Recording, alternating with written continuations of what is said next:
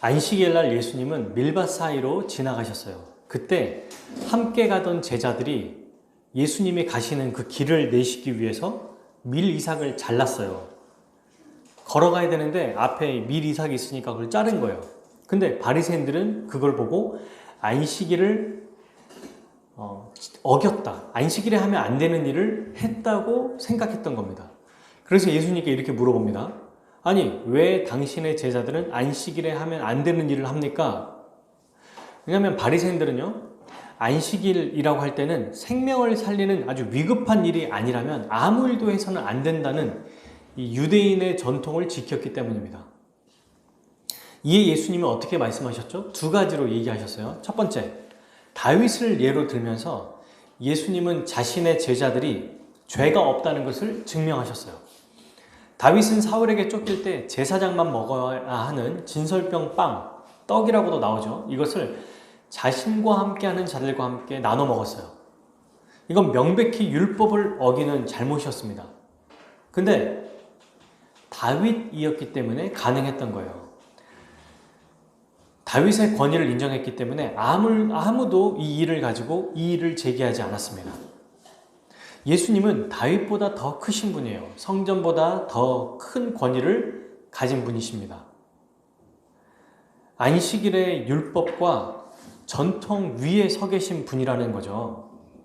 그렇기 때문에 다윗을 따르는 자들이 다윗과 함께 있어서 진설병 상을 먹어도 괜찮았던 것처럼 예수님의 제자들고 예수님과 함께 있기 때문에 그들의 행동도 괜찮은 것입니다.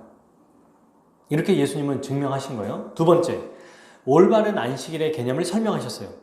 하나님은 사람에게 복을 주시려고 안식일을 주신 거예요. 복 주시기 위해 안식일을 주셨습니다. 그러니까 안식일은 사람을 위해 있는 것이에요. 복을 누리는 날, 그날이 바로 주일입니다. 그럼 어떻게 하면 복을 누릴 수 있죠? 안식일의 주인 대신 예수 그리스도를 믿고 그분을 따르는 자가 안식의 복을 누려요. 오늘도 주일날 우리가 예배할 때 우리 주님이 주시는 이 안식년과 희년, 해반과 자유를 우리가 맛보며 누리며 살아가는 것입니다. 오늘 말씀은요, 지난주와 연결되어 있어요. 안식일에 일어난 시간상 같은 날 벌어진 사건입니다. 예수님은 바리새인들에게 답변하신 후에 안식일의 주인이다라고 말씀하신 후에 곧바로 회당에 들어가셨어요. 1절, 예수께서 다시 회당에 들어가시니 한쪽 손 마른 사람이 거기 있는지라. 회당에 들어갔는데 손 한 손이 마른 사람이 있었어요. 그 사람의 손이 오른손인지 왼손인지는 몰라요. 그런데 손이 마른 사람이 있었습니다. 손이 마르다? 물에 젖었는데 말랐다 이런 의미가 아니고 손이 오그라들었다는 뜻입니다. 오그라들어서 펴지를 못한다는 거죠. 쓰지를 못했다는 거예요. 이게 뭐 손 자체가 그런 건지 손가락이 그런 건지 어쨌든 한 손 자체를 못 쓴 거예요. 이거는 태어날 때부터 소아마비 같은 질병에 걸린 사람이라는 것을 또 말할 수 있는 거예요. 이 사람은 평생 동안 장애를 가진 사람으로 불편하게 살았을 겁니다. 근데 여러분, 오늘 본문은 이 손 마른 사람에게 집중하지 않습니다. 예수님이 병을 고치는 수 있는 분인지 아닌지 보다 기적을 베푸시는 일, 이거에 집중하기보다 성경은 바리새인들의 모습에 더 집중합니다. 오늘 이걸 잘 봐야 돼요. 2절, 사람들이 예수를 고발하려 하여 안식일에 그 사람을 고치시는가 주시하고 있거늘. 2절에 마가는 사람들이라고 하지 않습니까? 근데 이 사람들이 누구냐면 6절, 바리새인들입니다. 바리새인들은요, 예수님이 이 손마른 사람을 고쳐주시는지 안 고쳐주시는지 아주 주시하고 있었어요. 이 표현은 원어의 표현을 보면 마치 이런 겁니다. 사냥꾼이 이 동물을 잡으려고 덫을 걸어놓고 아주 잠복해서 기다리고 있는 것과 같아요. 의도가 아주 다분하다는 거죠. 타 번역에 보면 이렇게 되어 있습니다. 바리새인들은 예수님이 이 사람을 고치시면 고발하려고 지켜보고 있었다. 고치기만 해봐라. 내가 가만히 안 있을 테니까. 아주 그냥 고치기만 해봐. 곧바로 고발할 거야. 고발하려고 지켜보고 있었던 거예요.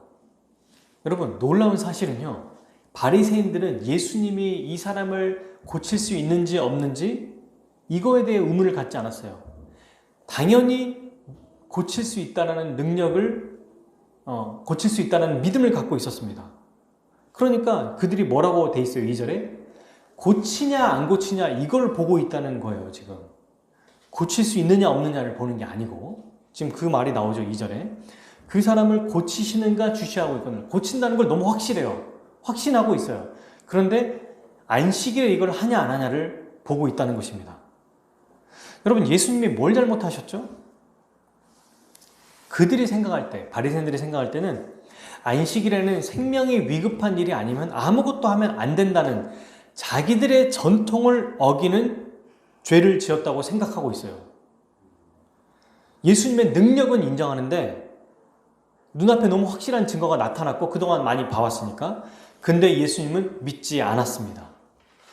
이건 정말 심각한 일이에요. 정상적인 믿음이 아닙니다. 모순 아닙니까? 그분의 능력은 믿는데 그분의 인격을 믿지 않아요. 이 사람들이 율법을 모르는 사람들이라면 그럴 수 있다고 생각할 수 있습니다. 그런데 구약 성경을 가르치고 누구보다도 잘 지킨다고 생각하는 사람들이 눈앞에 예수님께서 말씀하셨고 이적을 보이심에도 불구하고 믿지 않았어요. 의도적으로 배척하고 대적했습니다. 왜 이렇게까지 했죠, 대체? 이들은 대체 예수님의 기적을 눈앞에 보고 그 기적을 행하시면서 자신이 누군지도 설명해 주셨음에도 믿지 않았어요. 그 이유가 뭘까요? 바로 5절에 나와요. 5절, 그들의 마음이 완악함을 탄식하사 노하심으로. 완악함 때문입니다. 마음이 완악하다는 이 뜻이 무엇입니까? 영어로 성경을 보니까 hardness of heart라고 돼 있어요. 그러니까 마음이 아주 딱딱하게 굳었다는 뜻이죠. 단단해졌다는 얘기예요. 이걸 쉽게 우리나라 말로 얘기하면 냉정한 마음, 고집스러운 마음을 말합니다. 굳어진 마음이에요. 그러니까 우리가 누군가를 얘기할 때 쟤는 대화가 안 돼. 그러니까 이런 걸 넘어서서 끝까지 자기가 하려고 하는 그 고집스러운 사람들 있죠. 아주 뭔가 사람들과 충분히 이해하고 몇 가지 의견이 충돌했을 때 대립하고 몇 마디 했을 때 그냥 넘어가 주거나 아니면 자기가 실수한 거를 인정하거나 이런 게 없이 그냥 끝까지 자기 고집을 내세우고 굽히지 않는 것. 이게 바로 완악한 마음이라는 겁니다. 여러분, 오늘 우리는 진짜 중요한 걸 배우고 있는 거예요. 예수님께서 안식일의 주인으로서 복을 우리에게 주십니다. 희년의 복을 선포하세요. 이 복을 받는 자들은 죄사함을 받고 또 하나님께서 새롭게 하시는 이 은혜를 날마다 받는다는 거거든요. 그런데 복을 못 받는 사람이 있다는 거예요. 어떤 사람? 마음이 완악한 사람. 구약 성경에서는 여러분, 마음이 완악한 자들에게 어떻게 이야기하는지 몇 가지만 제가 살펴볼게요. 잘 들어보십시오. 예레미야 11장 8절. 그들이 순종하지 아니하며 귀를 기울이지도 아니하고 각각 그 악한 마음에 완악한 대로 행하였으므로. 완악한 마음대로 행했다라는 걸 얘기하면서 앞에 뭐라고 얘기해요? 순종하지 않는다, 귀 기울이지 않는다. 그러니까 완악한 자들은 첫 번째, 하나님의 말씀에 순종하지 않고요, 말씀에 귀를 기울이지 않습니다. 예레미야 18장 12절. 그러나 유다 백성은, 이건 다른 번역으로 제가 써온 거거든요. 들어보세요. 아무 소용없는 일이다. 우리는 우리 식대로 살아가겠다. 각자 우리 고집대로 우리의 악한 마음대로 살아가겠다라고 대답할 것이다. 지금 이 완악한 마음을 뭐라고 말하냐면 악한 마음이라고 얘기하면서 또 자기 식대로, 자기 고집대로 살아가는 자들을 뜻합니다. 이들이 바로 완악한 자들이라는 거예요. 성경은 이 완악한 마음을 악한 마음이라고 또한 얘기합니다. 이사야 9장 9절. 모든 백성 곧 에브라임과 사마리아 주민이 알 것이언을 그들이 교만하고 완악한 마음으로 말하기를. 여러분, 완악한 마음 앞에 또 뭐라고 수식을 표현해요? 교만한 자들이다. 이렇게 얘기합니다. 세 번째로 교만한 자들이라는 거예요. 여러분, 이처럼 사실 제가 몇 가지만 지금 찾아본 건데요. 성경에는 완악한 마음에 대해서 아주 분명하고 구체적으로 설명해요. 자기 고집대로 살아가고, 그래서 말씀을 순종하지 않고 귀 기울이지 않고 교만하게 살아간다는 겁니다. 근데 신기한 건요, 이렇게 완악하게 고집스럽게 살아가는 사람들은 바리새인과 같이 어떤 생각을 하냐면 자기가 중립을 지키며 살고 있다고 생각해요. 지혜롭게 살고 있다고 생각합니다. 아니죠. 실제로는 예수님을 반대하고 오히려 그 사역을 방해하며 살아가거든요. 근데 열심히 신앙생활을 할수록 더 하나님을 대적하며 살고 있다는 것을 모르는 거예요. 성경은 이 고집스럽고 완악한 자들에게 어떻게 말씀하시냐면 욥기 9장 4절 이렇게 돼 있어요. 그는 하나님을 얘기합니다. 마음이 지혜로우시고 힘이 강하시니 하나님 그를 거슬러 스스로 완악하게 행하고도 형통할 자가 누구이랴. 형통할 수가 없다는 거예요. 복을 받을 수가 없다는 겁니다. 잠언 28장 14절은 더 아주 노골적으로 분명하게 얘기합니다. 항상 경외하는 자는 복되거니와 마음을 완악하게 하는 자는 재앙에 빠지리라. 재앙에 빠진다고까지 설명합니다. 그러므로 여러분, 우리는 어떻게 해야 될까요? 먼저 혹시 내 마음 가운데 완악한 마음이 없는지 살펴봐야 됩니다. 회심한 신자일지라도 말씀을 가까이 하지 않고 성도와 함께 교제하지 않고 또 주의 뜻을 생각하지 않고 기억하지 않으면요, 세상 문화에 빠지고 유혹에 빠지거든요. 그래서 어느 때 완악한 마음이 들 수 있습니다. 이것은 교회 안에 초신자든 신앙생활에 익숙한 분이든 오래 했던 분이든 특별히 교회 직분을 가지고 있거나 신앙이 좋다고 생각하는 사람들이 더 조심해야 돼요. 신앙에 연륜이 있다고 생각하는 사람들, 나이와 불문하고 조심해야 됩니다. 만약 이런 사람들이 잠깐이 아니라 지속적으로 고집스럽고 완악하다면 우리는 이 사람의 믿음을 점검해 봐야 돼요. 불신자를 말하는 게 아니에요. 지금 바리새인들은 이방인이 아닙니다. 교회 안에 있는 자들이에요. 누구보다도 열심히 신앙생활했다고 자부하고 다른 사람들도 인정하는 사람입니다. 열심히 교회에 다니는 사람들에게 해당되는 말이라는 거예요. 이 완악한 자들은. 그래서 여러분, 우리 주위에 오랫동안 신앙생활하면서 우리가 아주 존경했던 분일 수 있어요. 지적이고 매너가 있고 아주 차분해서 눈에 띄지 않을 수 있습니다. 그분을 보면 이 목사님이나 장로님이나 집사님을 보면 아주 예의 바르고 또 똑똑하신 분이고 아주 남들에게 존경받고 인정받기 때문에 잘 보이지 않을 수 있어요. 신앙생활 열심히 한 우리 젊은 세대나 청년들에게도 마찬가지예요. 10대도 마찬가지입니다. 정말 열심히 하고 누구보다도 막 기도도 뜨겁게 하고 막 찬양도 열심히 하고 막 찬양하는데 막 손 두 손 들고 일어서고 점프하고 막 이러는데 그것만 보고는 와 진짜 열심히 신앙생활 하는구나 라고 생각할 수 있어요. 그런데 자기 의를 가지고 자기 고집대로 하는 것일 수도 있다는 것을 생각해야 됩니다. 근데 이거는 알 수 있습니다. 계속 있다 보면 교제하다 보면 분명히 알아요. 근데 우리는 이렇게 생각하죠. 교회에서는 일반적인 교회에서 어떻게 말해요? 아, 저분은 원래 저래. 성품이 저러니까. 원래 좀 고지식하고 고집스러워. 여러분, 성령을 받은 자는 마음이 아무리 강직하고 단단해도 자기가 잘못한 것은 인정하고 받아들여요. 겸손하게 주님의 은혜를 구하며 살아갑니다. 근데 그렇지 않다면 고집스럽고 자기가 잘못한 것도 끝까지 이 바리새인들은 예수님의 능력을 보고도 완강하게 거부하잖아요. 이런 모습들이 만약에 나타난다면 자기 잘못을 인정하지 않고 겸손하게 주님의 은혜를 구하지 않는다면 완악한 자라고 볼 수 있습니다. 정말 문제는 자기가 문제가 없다고 생각하는 게 진짜 무섭고 위험한 거라는 거죠. 그러므로 사랑하는 여러분, 우리는 우리 자신도 또 우리 주위에 있는 분들, 우리 가까이에 있는 분들일 수 있어요. 우리의 부모님일 수 있고 친구일 수 있고 우리의 가족일 수 있고 이런 분들이 정말 마음이 완악해져 있진 않는지 잘 살펴봐야 돼요. 바리새인들은 누가 이들을 보고 잘못 살고 있다고 말하겠습니까 대체? 예수님이 아니면 누가 이들에게 이렇게 비난하겠냐고요. 오히려 존경받고 덕망받고 사람들에게 칭찬받는 사람들이었어요. 근데 예수님은 마음을 꿰뚫어 보는 분 아닙니까? 오늘 말씀에도 2절에 보면 고발하려고 주시하고 있었지 말한 적이 없어요. 예수님께. 당신 고침에 내가 고발할 거예요. 이 말을 한 적이 없다고요. 근데 예수님은 굳이 3절에 어떻게 하십니까? 손 마른 사람에게 이르시되 한가운데 일어서라. 아예 대놓고 이 일을 행하시는 겁니다. 그리고 4절 뭐라고 말하죠? 그들에게 이르시되 안식일에 선을 행하는 것과 악을 행하는 것, 생명을 구하는 것과 죽이는 것 어떤 것이 옳으느냐.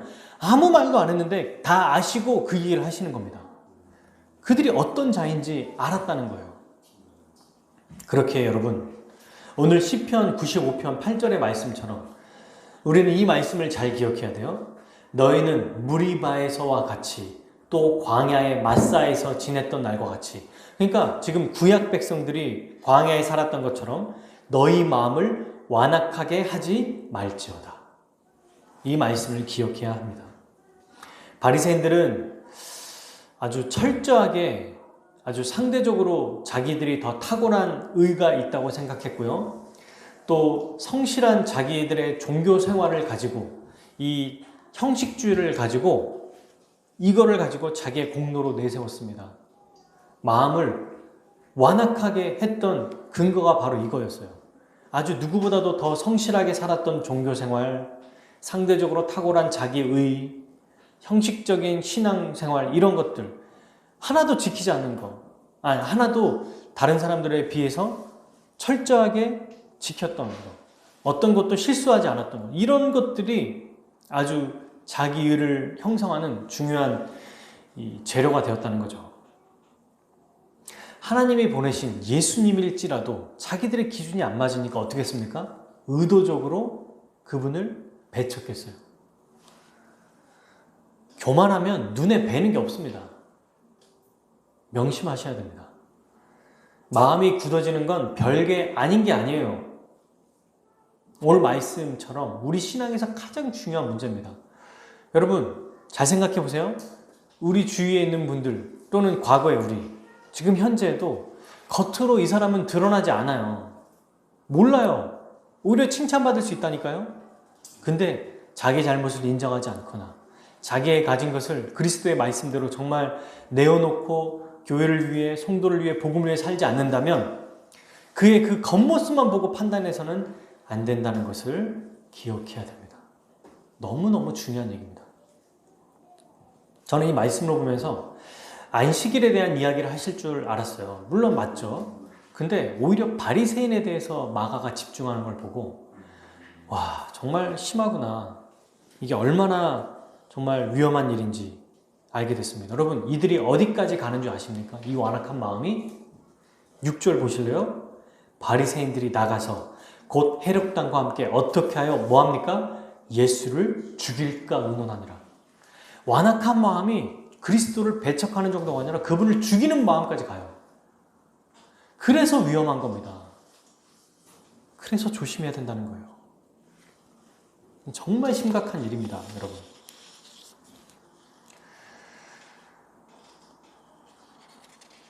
근데 이 예수님은 이들의 이 모습을 보면서도 알고 계시면서도 손 마른 사람을 향해서 이렇게 말하셨어요. 한 가운데 일어서라. 이게 뭐예요? 공개된 장소에서 아주 공식적으로 치유를 행하시겠다는 예수님의 이 의지입니다. 그리고 바리새인들에게 물어보죠. 안식일에 선을 행하는 것, 악을 행하는 것, 또한 생명을 구하는 것과 죽이는 것, 뭐가 옳으냐 대체? 뭘 해야 돼? 바리새인들은 아무 말도 할 수 없었어요. 왜냐하면 여러분 보세요. 예수님이 질문하는 것, 선을 행하는 게 옳습니다. 이렇게 말하면 안식일에 고치는 게 합당하잖아요. 그러니까 자기들이 이거에 대해서 의의를 제기할 수 없는 거예요. 근데 악을 행하는 게 옳습니다. 이러면 이것 자체가 말이 안 되는 거잖아요. 잘못된 거잖아요. 그러니까 그래도 안 됩니다라고 말할 수 없어요. 이러지도 못하고 저러지도 못하는 겁니다. 아무 말도 할 수 없는 거예요. 예수님은 대적자들 또한 잠잠하게 하시는 분이세요. 그분의 이 권위는 자기가 하는 이 행위를 대적하는 자들 또한 잠잠하게 하는 능력을 가지고 있습니다. 얼마나 지혜롭습니까? 바리새인들은요, 자기들이 앞뒤가 맞지 않는다는 걸 알아요. 자기들이 가지고 있는 이 생각이나 마음이 얼마나 허술한지 압니다. 그런데도 끝까지 복음을 받아들이지 않았어요. 성경은 이런 자들을 보고 뭐라고 합니까? 어리석은 자, 미련한 자라고 말합니다. 많이 배우지 않았거나 공부를 못했다는 뜻이 아니에요. 미련하다는 것은 말씀을 알고 이해하는 지혜가 없다는 뜻입니다. 들을 귀가 없다는 얘기예요, 이게. 이런 바리새인들에게 예수님은 어떻게 대하셨죠? 두 가지의 모습을 다 보이셨어요. 탄식하셨습니다. 이거는 슬퍼하셨다는 얘기예요. 매주 말씀이 선포되고 주일날 예배를 드리는데도 마음을 완악하게 하는 자들을 한탄하십니다. 슬퍼하신다는 거예요. 그리고 화를 내시죠. 노하십니다. 그러면서 어떻게 하십니까? 5절. 그들을 둘러보세요. 여러분, 이게 얼마나 의미심장한 모습이에요. 그 분위기를 보세요. 막 어떻게 내가 하는지 안 하는지 지켜보겠다. 이런 사람들이 지금 막 눈앞에 눈 뻘게 가지고 막 달려들고 기다리고 있어요. 근데 저기 있는 끄트머리에 있는 손 마른 자를 불러가지고 한가운데 일어서게 합니다. 모두가 볼 수 있게. 그리고 바리새인들을 보면서 안식일에 선을 행하는 게 옳으냐 악을 행하는 게 옳으냐라고 하시면서 그에게 이렇게 말해요. 너의 손을 내밀어라. 그러니까 손 마른 자, 손이 굽혀진 자가 어떻게 했겠어요? 손을 이렇게 막 들었겠죠. 모든 사람이 봤을 겁니다. 그 모습을. 그때 손을 내미니까 그 손이 즉시 회복이 돼버린 거예요. 여러분, 지금 안식일에 예수님이 복을 주시고 있잖아요. 근데 누가 복 받고 있어요? 예수님 말씀대로 순종한 자, 일어서라고 해서 일어섰고 손을 펴라고 할 때 손을 편 자, 그분의 말씀을 부인하지 않고 대적하지 않는 자는 복을 누렸습니다. 희년의 복을 누렸어요.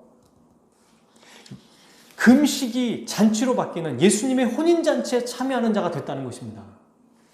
실제로 하나님 나라가 이 땅에 임했다고 예수님 말씀하셨죠? 근데 그 하나님 나라가 임하는 복을 지금 받고 있어요. 지금. 먼 미래에 받냐고요? 아니요. 지금 받고 있다고요. 지금. 예수님 말씀에 순종하는 그 즉시 받아놨습니다. 그 즉시. 은혜의 해가, 희년의 해가 선포되고 있다는 그 예수님의 말씀이 실현됐다는 거예요. 손 마른 자를 통해서. 그는 죽어서 받는 복이 아니라 살아서 그 복을 받았습니다. 우리도 마찬가지예요. 우리도. 그리스도를 믿고 그 말씀에 순종할 때 지금 그 말씀의 복을 누리는 겁니다. 여러분, 생명을 얻는다고 말할 때 예수님 말씀하셨죠. 선을 행하는 게 옳으냐 생명을 얻는 게 옳으냐 하면서 당연히 생명을 누릴 수 있다고 하는 것, 지금 복을 누릴 수 있다고 하는 것은 예수님이 나사로를 살리실 때 하셨던 말씀을 통해서 우리는 알 수 있습니다. 제가 이것을 읽어볼게요. 요한복음에 보면은 11장에 나사로가 죽었다는 얘기를 듣고 예수님이 나사로의 집으로 찾아가는 사건이 나옵니다. 잘 알고 있죠? 근데 가시다가 이제 집 가까이 도착을 했어요. 그때 누구를 먼저 만나냐면 나사로의 여동생 마르다와 마리아가 있거든요. 근데 먼저 여동생 마리아를 만났어요. 그리고 이렇게 말씀하십니다. 요한복음 11장 23절 예수께서 이르시되 네 오라비가 너의 오빠가 다시 살아나리라. 그러자 마르다가 이렇게 대답합니다. 11장 24절 마르다가 이르되 마지막 날 부활할 때에는 다시 살아날 줄 내가 아나이다. 그러니까 마르다는 우리가 일반적으로 생각하는 것과 똑같이 생각했어요.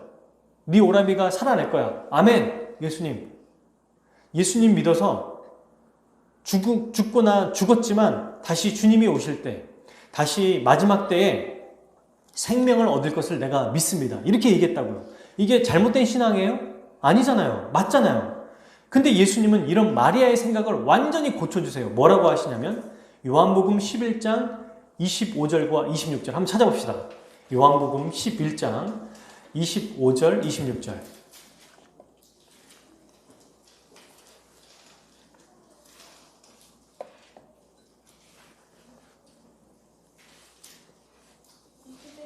요한복음 11장 25절과 26절 같이 읽겠습니다.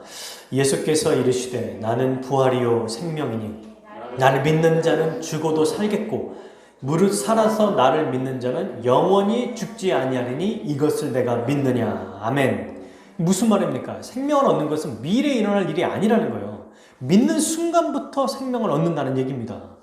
지금 순간부터. 살아서 믿는 자는 영원히 죽지 않아. 지금부터 복을 누린다는 거예요. 지금부터. 이게 바로 하나님 나라가 이 땅에 임했다는 얘기입니다. 이게. 예수님을 믿으면요. 그 당시 2000년 전에 예수님이 계실 때나 지금이나 믿는 순간 새 생명을 얻고 복을 누리며 살아가는 거예요. 안식의 복, 희년의 복을 지금부터 누릴 수 있다는 것입니다. 그러므로 사랑하는 여러분, 누가 이 희년의 복을 누릴 수 있습니까? 완악한 마음을 가지지 않는 자, 그의 말씀을 듣고 순종하고 그를 거부하지 않는 자가 이 복을 누릴 수 있어요. 많이 배우고 똑똑하고 열심히 살았고 이런 거와 상관이 없어요. 열심으로 따지면 오히려 신앙의 연차로 따지면 바리새인이 이 손마른 자와 비교할 수 없어요. 지식적으로 따지면 그가 했던 이 행위 따지면 비교할 수 없다고요. 헌금을 얼마나 많이 했고 금식을 얼마나 많이 했습니까? 얼마나 주를 위해 살았습니까? 말씀을 가르치고 다른 사람의 본이 되려고 얼마나 노력한 자들이에요. 여러분, 바리새인들은 인간 중에 가장 말씀에 열심히 살려고 노력했던 사람들이거든요. 이들 이상이 없어요. 근데 누구에게 복을 주시고 누가 복 받습니까? 손마른 자. 오히려 바리새인과 비교하면 부정한 자고요. 오히려 연약한 자고 오히려 아무것도 아닌 자예요. 그냥 죄인이에요, 죄인. 그런데 죄인을 불러오신 우리 주 예수 그리스도를 통해서 그의 슬픔이 기쁨이 됩니다. 어떨 때? 그분을 받아들이고 마음을 부드럽게 할 때, 겸손하게 주 앞에 나아갈 때, 주의 뜻대로 할 때, 그게 바로 복을 누리는 비결입니다. 여러분, 예수님은 안식일의 주님이시기 때문에, 주인이시기 때문에 원하시는 대로 하실 수 있는 분이에요. 근데 안식일의 주인이라는 말은 모든 날의 주인이라는 뜻이에요. 왜냐하면 안식일은 모든 날들, 일주일을 대표하는 날이기 때문입니다. 그러니까 안식일의 주인이다 이 말은 모든 날에도 주님이시라는 뜻이에요. 이 바리새인들은 마음이 완악해져서 예수님을 죽이려고 하는 계획까지 세웠는데요. 자기들이 아주 싫어했던 헤롯 당이라고 하는 사람들과 같이 연합합니다. 헤롯 당은 누구냐면 당시에 우리로 말하면 일제 식민지일 때 말하자면 그 일제 식민지를 대리 통치하는 조선 사람들을 말하는 거예요. 그러니까 당시 로마 제국의 위임을 받아서 유대인들을 통치했던 자들, 그러니까 로마의 힘을 입어서 자기 백성들을 오히려 다스리고 억압하는 자들이 바로 헤롯 당이었어요. 바리새인들이 이들과 친해질 수 있을 수가 없잖아요. 불가능해요. 근데 더 큰 적을 위해서 적들끼리 연합한 거예요. 이런 모습까지 나가게 됩니다. 뭐 하려고? 자기의 마음을 끝까지 굽히지 않고 고집스럽게 했던 자들. 말씀을 맺겠습니다.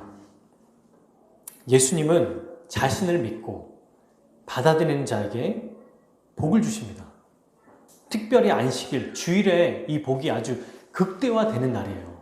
모든 날에 복을 주시지만 이 말씀을 통해서 아주 충만하게 복을 주시는 거예요. 안식일에 손마른 자를 고치고 그를 회복시키셨어요. 여러분, 혹시 눈치채셨나요? 1장부터 지금까지 살펴보면서 눈치채신 분 있나요? 그동안 예수님이 많은 사람들을 고치셨잖아요. 근데 안식일날 유일하게 예수님이 직접 찾아가셔서 고친 날은 안식일이에요. 그동안 모든 날은 다 예수님께 찾아왔습니다. 예수님이 찾아가신 적이 없어요. 각종 병든 자, 귀신 들린 자, 나병 환자, 중풍병자 다 주 앞에 먼저 엎드렸어요. 가르치실 때 지붕을 뚫어서 내려왔고 주 앞에 꿇어 엎드리고 주 앞에 나왔어요. 그런데 안식일 날은 달랐어요. 손마른 자는 주님 앞에 나간 적이 없습니다. 그냥 회당에 있었어요. 주님이 직접 찾아오셔서 그를 구원해 주신 거예요. 안식일의 복은 아주 극대화됩니다. 엄청난 일이라는 거예요. 자발적으로 예수님이 이 손마른 자를 고치신 날이 바로 안식일입니다. 왜 이 안식일, 주일날 더 충만한 복을 누리게 하실까요? 이건 창조 때를 보면 알 수 있어요. 하나님은 왜 우리를 창조하셨는지, 왜 우리를 창조하셨죠? 복과 안식을 주시려고 7일째 안식 날을 만드셨습니다. 그죠? 그러니 하나님이 보내신 예수님도 마찬가지로 우리에게 더 충만한 복을 주시는 거예요. 언제? 안식일 날. 우리 주님이 주시는 이 안식의 복이 무엇인지 아십니까? 바로 4절에 바리새인들에게 질문하시는 그 내용에 나와 있어요. 4절, 안식에 선을 행하는 것과 생명을 구하는 것. 그러니까 주일에 무슨 일을 우리에게 행하시냐면 선을 행하시고 생명을 살려주신다는 얘기입니다. 이 일을 우리에게 하신다는 거예요. 이 일을. 예수님이 직접 이 일을 하십니다. 선을 행하시고 생명을 살려주십니다. 정말 놀라운 일이죠. 그럼 어떻게 우리에게 오늘날 주일날 예배드리는 우리 하나님의 백성들에게 선을 행하시고 생명을 살려주실까요? 크게 두 가지로 볼 수 있어요. 먼저 말씀을 통해 선포된 하나님의 말씀을 통해서 매주 선을 행하시고 생명을 살려주십니다. 첫 번째로 자신의 말씀을 대행하는 목사를 세우셔서 매주 복음의 말씀을 통해 선을 행하시고 생명을 살리시는 일을 하십니다. 여러분, 교회 안에 있는 자들은요, 복음을 거부하지 않고 믿는다면 말씀에 대해서 반응하게 하시고요, 또 하나님에 대해 살아있는 자로 만들어 주십니다. 이 사람의 믿음이 없는 자일지라도. 그리고 그 사람을 받아들이는 자는 듣게 하셔서 즉시 하나님 나라에 들어가게 하시죠. 생명을 구원하신 일을 하신다는 거예요. 동시에 이미 우리 복음을 믿는 자들에게는요, 날마다 잔치를, 말씀의 잔치를 벌여주셔서 희년의 복을 누리게 하시는 거예요. 기억하게 하시는 겁니다. 아, 맞아. 내가 어떤 존재지. 내가 하나님께서 이렇게 큰 은혜를 받은 자지. 그리스도가 나를 위해서 십자가에 죽으셔서 내 모든 죄가 완전히 용서받았고 나는 하나님 앞에 의롭다함을 얻은 자지. 한 주간 내가 실패하고 좌절하고 낙심하고 두려워했을지라도 우리 주님이 나에게 가장 좋은 길로 인도하실 뿐만 아니라 나를 가장 귀하게 여기시고 받아주시지. 내 행위를 보시지 않고 주님을 보시지. 주님 보시고 오늘도 나를 의롭다고 여겨주시지. 나를 그리스도로 봐주시지. 이것을 바로 기억하게 하신다는 거예요. 어떻게 해요? 말씀을 통해서. 이게 우리에게 엄청난 복입니다. 여러분, 여기서 다 시작되는 거예요. 말씀을 기억하고 묵상하고 또 이것들을 되새기면서 우리의 신앙생활은 아주 복에 겨우며 살아가게 되는 거예요. 말씀을 통해서 죄에서 해방된다는 것을 맛봅니다. 십자가를 의지하게 해요. 한 주간 우리가 안 믿는 게 아닌데 주일날 다시 십자가가 선포될 때, 그리스도가 선포될 때 그 말씀을 듣고 또다시 힘이 나는 거예요. 또다시 생명이 막 살아나는, 회개할 때마다 회개할 수 있는 마음을 주시고, 두려웠고 뭔가 무서웠는데 다시 회개할 수 있는 마음을 우리에게 허락하시는 겁니다. 말씀을 통해서. 그리고 회개하게 하시고 회개할 때마다 모든 죄를 완전히 용서해 주세요. 이게 얼마나 큰 은혜인 줄 아십니까? 이 은혜를 맛보는 자는 세상의 어떤 즐거움과 비교할 수 없다는 것을 알아요. 이 말씀의 은혜를 맛보고 죄가 해결되는을 날마다 매주마다 죄 용서를 받은 자는 얼마나 하나님 앞에 기쁨으로 살아가는 자인지, 그리스도를 의지하여서 살아가는 자가 얼마나 복된 자인지를 알게 된다는 거예요. 또한 말씀을 의지함으로 죄와 싸워 승리하게 하십니다. 점점 더 승리하게 하시고 점점 더 그 승리의 기반, 예수님의 완전한 승리에 기반하여 살아갈 수 있도록 만들어 주시는 거예요. 이뿐이 아니죠. 말씀을 믿게 하심으로 이 세상의 어떤 것에도 두려워하지 않고 얽매이지 않게 하세요. 그리스도 안에서 자유를 누리며 살아가게 하십니다. 이 복음을 아는 자는 내가 이번 한 주간 뭘 했다 안 했다, 어떤 건 잘했다 못했다, 이걸 기준으로 살아가지 않아요. 바리새인과 같이 자기 의를 기준으로 살아가지 않는다는 겁니다. 여러분, 세상 사람들의 이야기, 세상의 소리에 거기에 일희일비하지 않을 수 있습니다. 말씀을 통해서. 돈이 많거나 적거나 부하거나 가난하거나 건강하나 그렇지 않거나 상황이 잘 풀리거나 그렇지 않거나 말씀을 통해서 말씀을 받아들이는 자들은 자족하며 살아요. 이게 진짜 참된 신자의 자유입니다. 그리고 크게 두 번째, 교회를 통해 우리 주 예수님은 선을 행하시고 생명을 살려주십니다. 성도의 교제를 통해서 기쁨을 누리게 하시고 회복하게 하심으로 일하십니다. 힘들고 어려울 때, 낙심될 때에도 교제를 통해 우리를 회복하시는 거예요. 그리고 또한 두 번째로 실제로 필요한 것들을 교회를 통해, 성도들을 통해 서로 공급받음으로 정신적으로, 육체적으로, 물질적으로 이런 것들을 함께 교제하게 하고 공급받게 하고 나누게 하심으로 생명을 유지하게 하세요. 이걸 통해서 주일날 우리 주님이 선을 행하시고 생명을 살리신다는 거예요. 어떻게 해요? 말씀과 교회를 통해 매주마다 우리 주님이 이 일을 행하신다는 것입니다. 그러면 이러한 복을 받은 우리는 어떻게 살아야 합니까? 주일을 어떻게 보내야 되죠? 당연히 우리 주님이 우리에게 하신 것처럼 우리도 선을 행하고 악을 행하지 말아야 됩니다. 생명을 살리고 죽이는 일을 하지 말아야 돼요. 이렇게 하기 위해서 어떻게 해야 될까요? 첫 번째, 주일을 중심으로 이 공적인 예배를 아주 소중하게 여기고 예배를 잘 드려야 돼요. 왜요? 여기에서 다 시작되거든요. 여기서 아주 중요한 우리 하나님의 능력과 은혜가 선포되기 때문입니다. 집에서 온라인 예배를 드릴 때라도 시간을 지키고 옷차림을 단정하게 하고 똑같이 예배를 드리는 것으로 우리가 마음가짐을 하고 주님께 예배 드려야 됩니다. 그리고 두 번째, 우리가 먼저 매주 선포되는 이 말씀의 복을, 희년의 복을 누려야 됩니다. 말씀을 통해 복음을 기억하고 힘을 얻고 죄와 싸워 이기며 하나님 나라의 평강과 의와 희락의 삶을 그냥 날마다 살아가야 돼요. 성도의 교제를 통해서 공급받고 이 세상을 이기며 살아가는 삶을 살아야 됩니다. 그래서 이런 공급받은 자로서 날마다 그리스도께서 주시는 성과 생명, 날마다 살아나는 이 그리스도로 옷 입는, 날마다 새로워지는 이 은혜를 받은 자로서 교회의 지체와 우리 주위에 있는 사람들에게 우리도 선을 행하고 생명을 살리는 일에 힘써야 하는 거예요. 받았기에 줄 수 있습니다. 그리고 받아야 합니다. 날마다 받으면서 또 그렇게 살아가야 한다는 거예요.